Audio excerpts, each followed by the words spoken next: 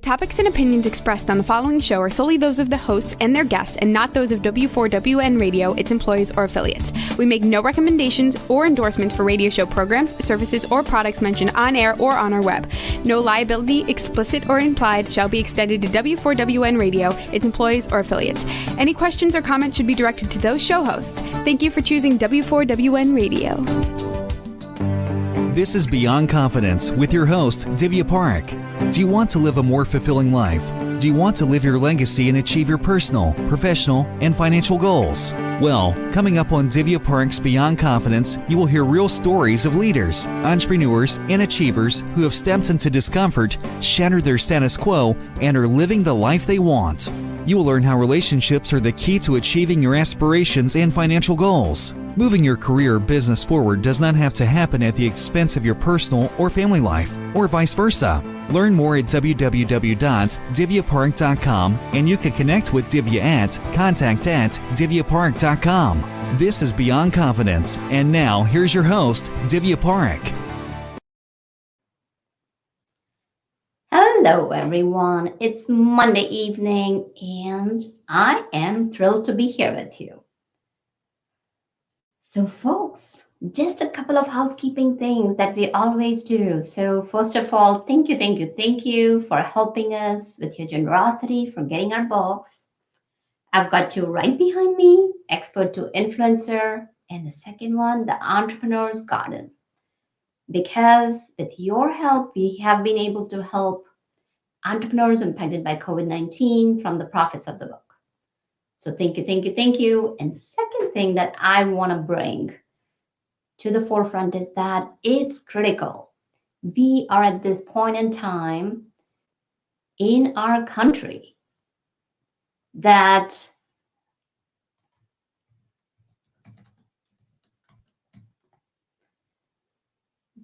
we all come together and just donate 1 hour of your time. 1 hour of your time, folks. I request you to do that so that you donate that 1 hour of your time selflessly, without any expectations, without any judgments. And think about it. Even if 100 million people were to donate that 1 hour of time, we would have 100 million hours every month for the progress of our country. So folks, today we have a wonderful guest for you. Welcome, Sean. Oh, Divya, thank you so much for having me here tonight. It's an honor and a privilege. Oh, it's a joy to have you on the show. So, folks, I'm going to invite Sean. Is a wonderful, phenomenal lawyer, and his journey is just nothing short of amazing. So, Sean, if you're okay, we are going to start out with the journey from your childhood. I'm here to serve. Sure. Fantastic. So do you recall any moments in your childhood when you knew that you wanted to become a lawyer?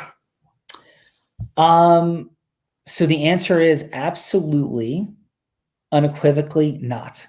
And I would say to this moment, I would not even define myself as an attorney, and have never identified as such. I own a 125-person law firm.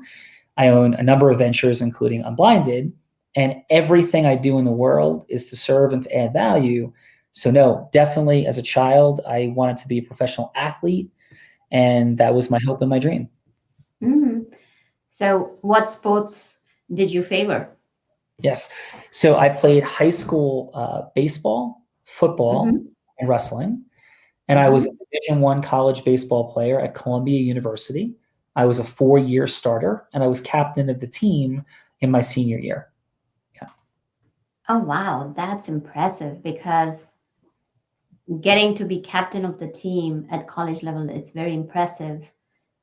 Well, thank you. And so can you share during those years? It's kind of tough, because I'll share with you, I've got very close friends where I've seen them just kind of traveling day in and day out. And it's not that simple, especially baseball. I'm a Yankee fan. And if you're a Red Sox fan, it's okay. We're not going to have any arguments here. No, I'm a Met fan. So, yeah. Oh, okay. But I played in Yankee Stadium. I had the privilege of playing in Yankee Stadium, old Yankee Stadium, before it was knocked down or rebuilt. Yeah. Yeah, all, and it's one of the things I gotta share is that when I used to be in New York, lived there. We would always say, "How come Mets get such a closer stadium to where people live, and Yankee fans have to drive all the way out?" But Yeah. that's another story. So here's the thing: I've seen the parents as well as kids put in so much time. It's almost like a long-term marathon that you train for it, build that endurance, and you're in it day in and day out. So while you were young, how did you stay disciplined as an athlete? Yeah. Well, I would say that the world has changed a lot. I have 3 children, and they went through the elite sports youth journey as well. And it was so Hmm. much different than in my childhood. So I just love to play. And a lot of my play as a 6-year-old, 7-year-old, 8, 9, 10, 11, 12, 13, before high school was just playing. I mean, I played on some organized teams, but a lot of it was just playing with my friends, especially at 8, 9, 10, 11, and I just would go play every day. And I grew up, I believe proximity, as Tony Robbins says, proximity is power. And the people I had by happenstance were in my very small little Catholic grammar school class. 3 of us became Division I college athletes out of 15 boys in the class. So we played together all the time, every day, and it never felt like work. It never felt like discipline. In fact, my mom would have to call me home and be like, "What do you like, come home? It's dark," and we'd still be playing and couldn't even see the ball. Now, by the way, I'm not sure if you know this. I'm sure the audience doesn't. That I'm blind. So I didn't know that I was going blind until I was 17. My mom knew when I was 5. And that's what caused me to not get drafted to play professionally, was just the beginnings of the problem. And so, during those days, I remember having some challenges with it getting, the ball as it was getting dark. And I didn't think Hmm. anything of it. I just thought everybody had those challenges. But yeah, it never felt like discipline. And I think this applies to everything we do in life when we're in alignment and we're doing that which we love to do, which is a footnote. I think we can so often recreate and reframe the things that we love to do so we don't have to feel like we're being disciplined. I've been working today for about 15 hours. I do so by choice. I'm honored to be here. This does not feel like work, and no part of today did feel like work, but very easily my preference today would have been to go skiing. My preference would have been to go to, I was in an island in the Caribbean last weekend, and to be there and be scuba diving. All those things are beautiful, but when we align our purpose with, as you say before, Divya, 100 million hours, what could that do? Or 1 hour volunteering, we align our heart, our soul with our life mission. I'm pretty certain that it doesn't feel like work anymore. And that's what it was like for me as a child in athletics. Oh, that's beautiful, Sean. And you're absolutely right that when you love what you do and you do what you love, it's interchangeable and it's never work. It's just pure joy.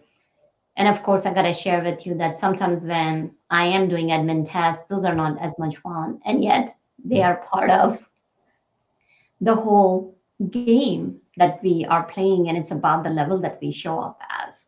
Whether you can be showing up at PhD level or kindergarten level or a sprint, marathon, or just a short run. So it's all in how you show up and what you want to show up for and the alignment.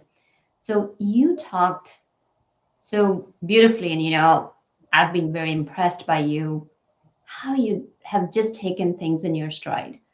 So you're a young kid, a 17-year-old with the whole life unfolding, and you are ready to unpack. You don't know what life's going to bring. How did you tackle such a big challenge? Well, thank you for asking. Um, my grandfather was blind, Mm, and he was as close as anybody to me. My mom, my dad, my 2 grandmothers, and my grandfather were the closest people to me in the world. And I watched him be such a pillar of strength. And I also developed such high levels of empathy because of his journey.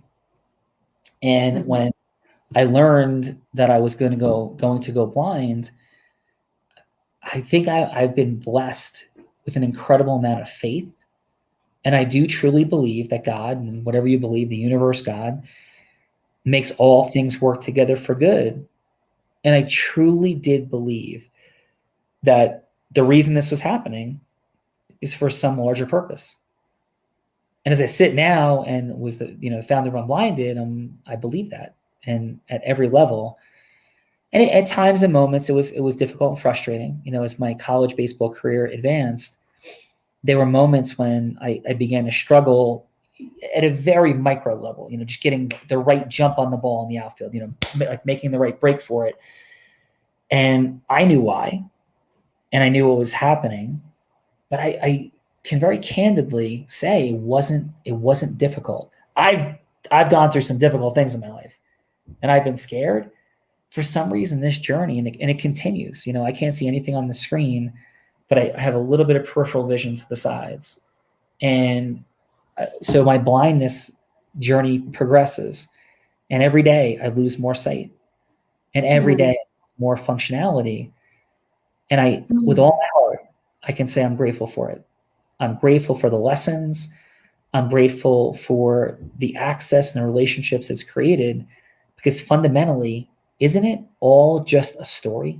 Like, isn't it really all just a story? And we can choose to create whatever story we want about it. And so let's choose an empowering one. And I believe that. So thank you for the question. Oh, that's beautiful that we choose our story. And having written several books and having helped a lot of people voice their message to empower others, I totally relate to that. That it's Yeah. choosing your story and what's your next chapter going to be. And your work is so impressive, and I'm so honored to be here. And the things we're speaking into, this is your life's mission and work. And this is what you do and how you impact people. So again, thank you for having me here today. Oh, I am very grateful to have you, to bring you as an inspiration to people because people are hurting right now, Sean. Past year, Yeah. there have been so many things that have been going on. And the reason I connected with you is because your goal is very much in alignment with mine, as it's about serving. And I always say ABS, always be serving. And that's so powerful. So share with us your journey as to when you found out, where did your life trajectory take you? And Sure. So on June 1st, 2nd, and 3rd of 1992, I waited by the telephone. I hoped it would ring, and I knew it would not. And that was when the Major League Baseball draft was occurring. mhm. And that had been my dream for my entire life. And so I couldn't even think of what would happen next until I knew for sure that I wasn't going to take that next step and play professionally. So going to bed on June 3rd, I cried, I mourned, and I knew it was complete. And then I asked myself, like, what now? What now? And the only thing I could think of was I need to get a job. And I was a Columbia University graduate, an Ivy League graduate, and I had no job. And my friends did, and I felt kind of weird about that. And believe it or not, I started answering ads in the newspaper. And the first ad I answered was for a management training position. I was so excited. And I went down and responded, and it was kind of odd because it was a storefront with that said Electrolux vacuum cleaners. So I'm like, well, all right, we'll go in and I'll apply. And they said, sure, come on in and let's enter you into the training program. And a few hours later, they said, you're going to go out with, John, and you're going to learn the ropes. So I went out with John, and John parked the car, and we got out, and we walked up to a door, and John knocked on the door. The door opened, and John threw dirt onto the floor, like dirt. This woman screamed, and I'm like turning red and then purple. I can't even believe this is happening. And this was how he was going to sell vacuum cleaners door to door. So there I was as a Columbia graduate, knowing I was going blind, running around with this man selling vacuum cleaners door to door. And I have great empathy for him. I don't judge him, but this was clearly not where I thought my life was going to be. Mm-hmm. So that day I said enough of that. And I started answering other ads and applying for different positions. And I ended up getting an entry-level job in New York City on Park Avenue, which felt a little more like it fit in with a bank. I was making very, very little money. And I just worked there for a year and thought about my future. And I thought about going to medical school. And I knew I didn't have all the undergraduate parts. And I'm like, okay, I'm going to go to law school because I think I could at least earn a living. And when I go blind, I'll still be able to support a family when I finally lose the rest of my sight, which I figured would be happening in my 30s or early 40s. Mm-hmm. So, off I went, and I went to law school. And I never wanted to be an attorney. I just saw it as a mechanism of making a living. I created what I would now say were formulaic systems of how to succeed, which I now teach, and through I'm blinded and all the things that I do. And I succeeded greatly in law school. And it's not because I was that much smarter than everybody else. I just created a better formula and system for producing the results that were in front of me. And after law school, I thought I had my dream job. I won the game of law school as I thought it was to be played. And I won the game of interviewing as I thought it was to be played. And I had job offers from every major law firm. And I would later realize that's because I understood how integrity-based human influence worked. And so I started my job at the law firm, and there I was leading the firm billable hours. I was working like crazy. And what became very present for me was that this was not a track to have the money, the time freedom, or the magic, the impact, the pride, the connection, the love, the contribution, the team that I envisioned. Not at all. Mm. And so it was horrifying. And I was there for about 4 months sitting in my office overlooking my apartment, because I literally got an apartment right in the same footprint of this giant law firm. And we're all complaining every day. And what was a dream job, I realized that nobody was very happy. So I was going to quit. And I was going to become a high school baseball coach and football coach and a high school teacher. And the only problem was I was $100,000 in debt from law school. And I had been the first person in my direct family line to go to college. I didn't grow up with money. I had no relationship capital. And I was going to go blind. And if I was a teacher, how would I support a family? How would I not go broke? How would I ever even own a home, being $100,000 of law school debt? So I felt like I had to choose between being happy and being monetarily okay. So my chiropractor, who I went to and explained my dilemma, he was a great mentor of mine, said, listen, before you do anything, read this book, Awaken the Giant Within by Tony Robbins. I'm like, who? What?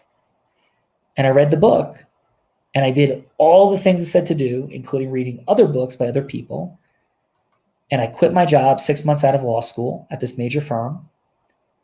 And in 2 years, I had built a 40-person law firm, 2 years out of law school, which I've never heard anybody before or since doing. And it wasn't because I was so uniquely disciplined or hardworking or intelligent or charismatic.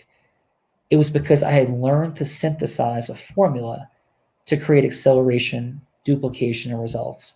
And I was mind blown that this was possible. And having been an Ivy League graduate, a law school graduate, that nowhere did anybody teach me any of these things. And so off I went. I built a 40-person law firm. I sold it 4 years later for in the multiples of 7 figures. And then I moved on to the space of training and development, would later create a second law firm. And, I'll pause the story there. But, that was the beginning of the journey. That's beautiful. And of course, Tony Robbins has made a lot of difference in a lot of people's lives. And I don't know at that time if you were getting those big binders and tape record? I was. Okay, because I had, at that point in time, I used to follow quite a few leaders, Brian Tracy, Tony Robbins, and you'd get big giant binders and cassettes, and it was just a different time. And it's amazing how in span of within 20 years, how things have changed from where we have come to where we have come. So I want to go back to your point and your destination of journey. You mentioned you had built that 40 law firm. Yeah. So you're right here coming out of your first job right after graduating from law school. Yes. Can you share how did you go from that point to building that 40 person law firm? Because you always talk about relationship capital. So let's dig into a little bit in relationship capital and how did that apply to that particular instance? Yeah, thank you. So first of all, I was scared to death every day. I wanted to quit every day. I felt so uncomfortable, confused, and lost. But then I kept tethering back to a formula that I was creating by synthesizing the work of Tony Robbins, Jay Abraham, and other amazing thought leaders. And in the simplest way I could share it, I realized that public speaking created preeminence. It created hierarchical primacy. It's why people pay so much money for a Super Bowl commercial. I define that as public speaking. Anything that you do in front of a group of people, an audience, whether it be on the radio or television, a live audience, through videos you put online, I categorize that all generally as public speaking. And I read a book, How to Make a Fortune from Public Speaking. And I read Jay Abraham's Success Secrets of Marketing, a Marketing Genius. And I realized that by providing unique value to already assembled audiences of people to solve a pain and a problem they had was all that business was and all that marketing was. And so I began the journey very quickly of doing exactly that. So I went to networking functions and I realized very quickly that networking functions were very random and things didn't exactly really happen from them, except by good fortune and happenstance. So I started my own networking group as a part of BNI. And then I realized very quickly that BNI is an incredible thing, but it's something to be graduated from. Because you want to be in the room of the optimal avatars that would be your potential client base. And so I started thinking about who that would be as a young attorney, who would even hire me, who would accept me, who would not laugh at me. Because I was 27, I looked about 19. And so I realized, chiropractors are pretty open-minded. And they have some very meaningful pain points that they don't get paid. They have times they don't get paid by insurance companies. So there's a lot of residual work that can come out of that. So where do chiropractors gather? And every grouping of people gathers somewhere. So there was the Northern New Jersey Chiropractic Society, and it probably had 50 members. And so a sequence of lunches, calls, discussions, I found out what the pain points were. I found out who booked the speaker, and I went in. But I didn't just go in to deliver any talk. I created a talk because I realized that chiropractors felt rejected.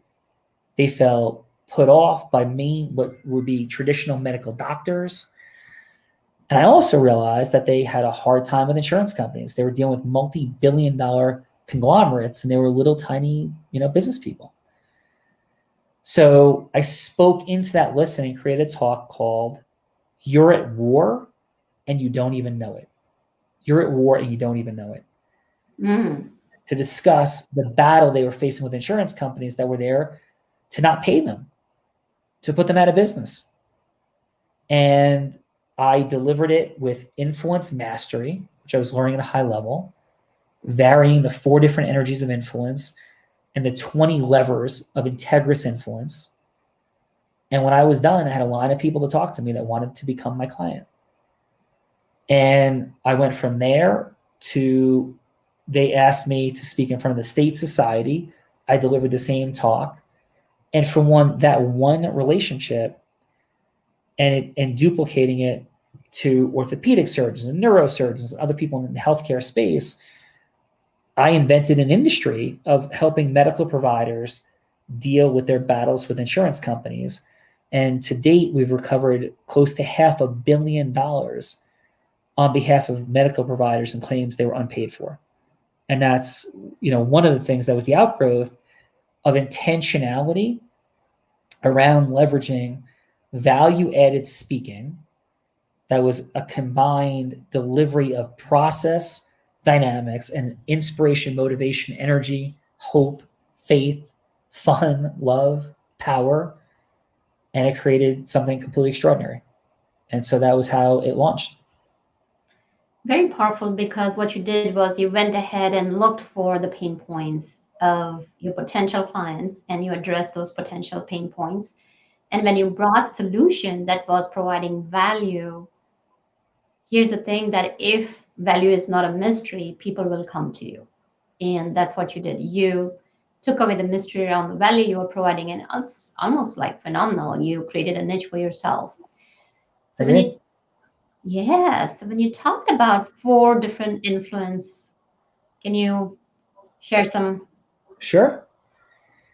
So the energies of influence are, so first of all influence is taking our message, having it heard, received, and acted upon. That's all influence is. An integrous influence is making sure you're adding more value than you're asking for or receiving. And when you do that, you win all day long. And so the energies of influence, which is 1/3 of the influence model, but the energies of influence are 1, fun energy. And fun energy opens listening. So it's like, hey, like, how you doing? Like, what's going on? Like, present, friendly, fun, openness creates an access to listening. And most people are too afraid to have fun and to be relaxed. We're in our own head. We're like, are we being assessed? Are we being judged? So when you're in your certainty of heart-centered fun energy, it's attractive. It opens up people's listening. So fun energy is 1. The second energy is aspirational, where you're creating a vision of something moving off into the future. So the idea of what we might co-create here, Divya, is something magical, something special for people.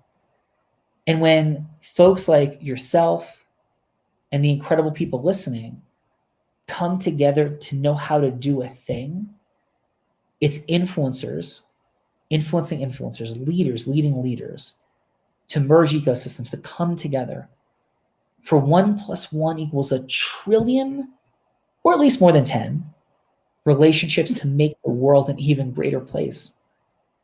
It's a place we're going to. Aspirational energy, a vision of something possible and more. The third energy of influence is goddess energy. Not about men and women, but rather about heart-centeredness, presence, empathy. Like just here.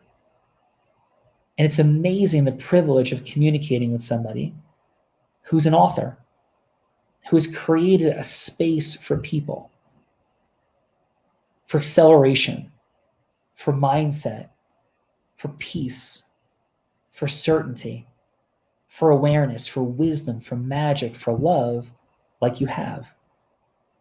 Present to what this is. That's goddess energy. Zeus energy is the energy of decision. It's not the energy of overpowering, but while goddess energy would gather, it would open the heart, it inspires trust, right? Because if we have no goddess energy, then we would just eat each other, right? We just do those things that we would practically want to take away from something. So goddess energy creates the trust, the foundation. Zeus energy takes that gathering and it makes things from it. It's the container for the water. Water is goddess energy. It's just flowing. It's present. It is. The system that can create hydroelectric power is Zeus energy. Zeus energy creates skyscrapers. It takes the aspirational energy, heart-centeredness of goddess, the fun and openness of the magic and fun of fun energy. It puts it together into a something, decisively, forwarding, progress, innovating. That's Zeus energy. And it disrupts, it opens, listen, a lightning bolt, which is our symbol in Unblinded, is Zeus energy. It creates, it accelerates. So those fun, aspirational, goddess, Zeus energy are the four energies of influence. And final, if you think of Oprah Winfrey, Bruce Springsteen, Martin Luther King, Tony Robbins, Nelson Mandela, Margaret Thatcher, Gandhi, any Katy Perry, anybody of great influence has full access to all four of those energies and the ability to vary them in the right sequences and places to move people forward to act upon their messaging. So those are the four energies of influence. Oh, beautiful. A lot to learn. And I love how you pull all of those four together, and especially Zeus energy. I remember growing up, I was fascinated by Greek mythology and all the different gods and how they behaved and all that. So that definitely pulls things together. And Sean, we'll come back to your story again. Can you share how can people go from hello to yes, which you are a master at? Yes. So thank you for that. And excuse me. Thank you. So people can go from hello to yes by understanding that there's 4 steps. There are 12 indispensable elements that would surround those 4 steps and 4 energies that we just described. Mm-hmm. And the 4 steps are: 1, the building of emotional rapport, which opens listening. And there's models and sequences that we could take days to unpack. But without emotional rapport, all we sound like is Charlie Brown's teacher. Wah, wah, wah, wah. And the creation of emotional rapport, and that is a fun parody, a satire of life. And the reason that Charles Schulz, the creator of Charlie Brown, the Peanuts, would have that messaging, because what he was really saying was the teacher had no rapport with the students. So the students heard nothing.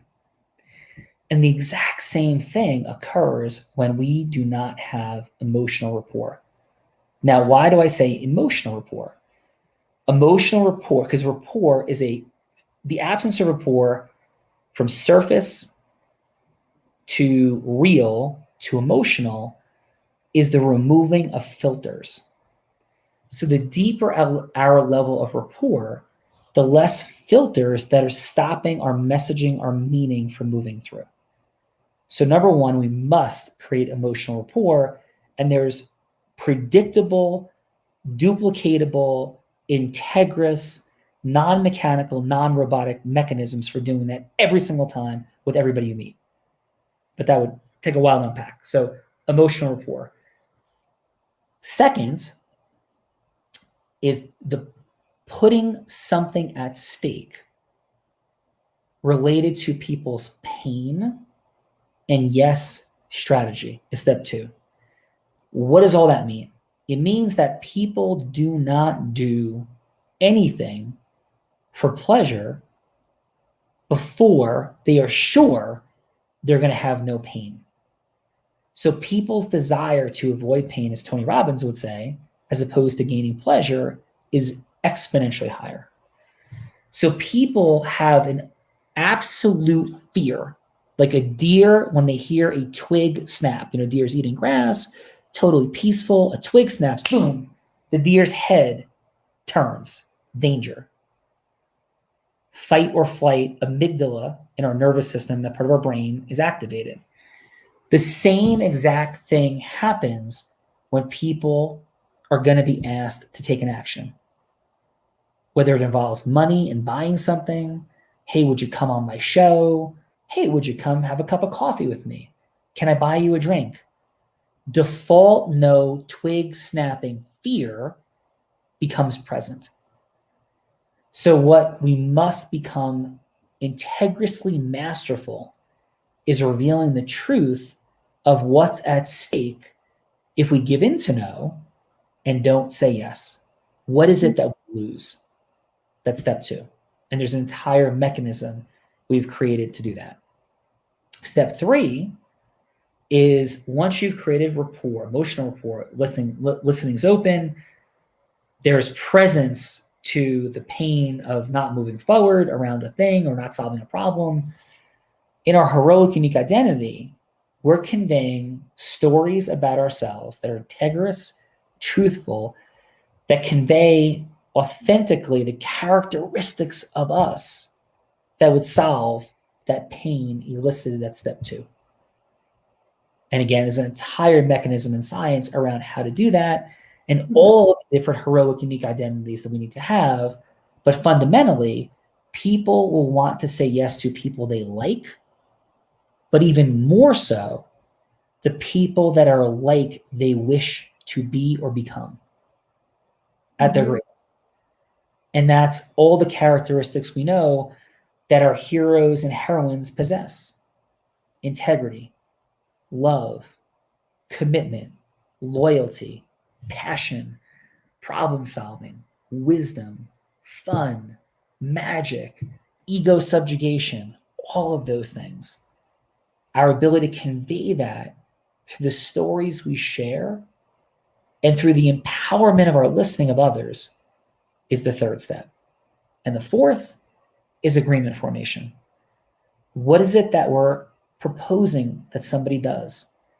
What are we asking for? When the fear comes up again, the twig snapping fear of losing something and default no comes up, what do we do to reopen it? And there's 12 steps that would be too long to unpack right now, but there's 12 indispensable elements that have to remain present. Otherwise, those 4 steps become robotic, mechanical, non-integrous, inauthentic. The indispensable elements, I'll give you one. Number 1 is the unconditional love of people. We can't influence people integriously unless we have unconditional. We can't optimally influence people with integrity unless we truly unconditionally love people. And the way we do that is by realizing that everything that everybody does is either an act of love or a cry for help.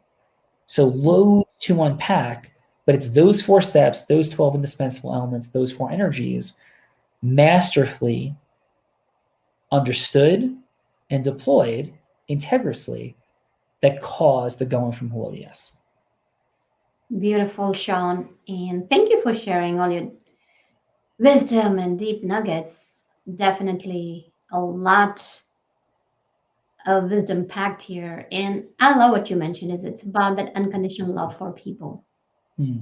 Because in past year, when I had written my book, I had busted a couple of myths about an influencer. The influencer is just not that person who is followed by huge numbers. I agree 10,000%. So thank you for that. Well, thank you. And this is not my quote. It has been around quite a bit. And the way I've defined an influencer is someone, it's like a rising tide that lifts all boats. And it's not just about yourself that you are there and you can influence people and get them to take action. It's also about lifting everyone, growing together. So as we talk, we are getting very close to the end of our show. I want to touch upon a couple of points.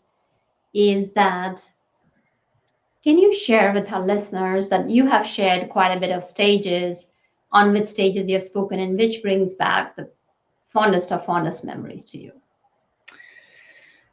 Wow. Thank you for that.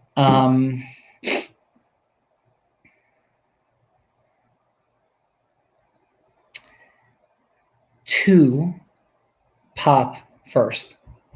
One was speaking to 13 young men, including my son, when I was coaching their club baseball team that had been formed because there was a lack of integrity with a prior team that my son played on, which ended up imploding. And the kids that were on the team I was coaching, people didn't think we would ever be an elite team. And we were playing in our first tournament together, and so much was at stake in the future of this group. And we were playing a team that nobody thought we could win. And the conversation that we had sat in the space of not accepting anybody else's frame or story. And we went out on an impossible game. And we cried, and the kids went crazy. It was one of the most raw releases of energy, of pride, of connection, and what it built amongst that group and all of us, and what we did together the next 3 years was mind-blowing. So that would be one. Bravo. Thank you. I love that. I really love that, Sean. And gosh, I could have a conversation with you for hours, Sean. Well, I mean, this just the second one briefly is I had the unique privilege of speaking on Tony Robbins stages, and it was Date with Destiny 2019. And somebody told me to stop hiding. Stop hiding when you go on stage. And I have the ultimate honor, respect, love for Tony. But what they reminded me was, even though Tony Robbins is throwing this event, what Tony Robbins wants you to do, Sean, is Tony wants you to remember that this is about the people in the audience. It's not about Tony. So you don't have to hide. Deliver and serve in every way you know how. And Divya, I, with humility, blew that room away. Oh, I bet you did. 5,000 people, and it broke every sales record for Platinum Partnership, which I believe in, I'm a part of. And it was a very powerful moment of realizing what service truly means. So that would be the second one. So beautiful. And I would love for you to share about your show and how people can get in touch with you. You're so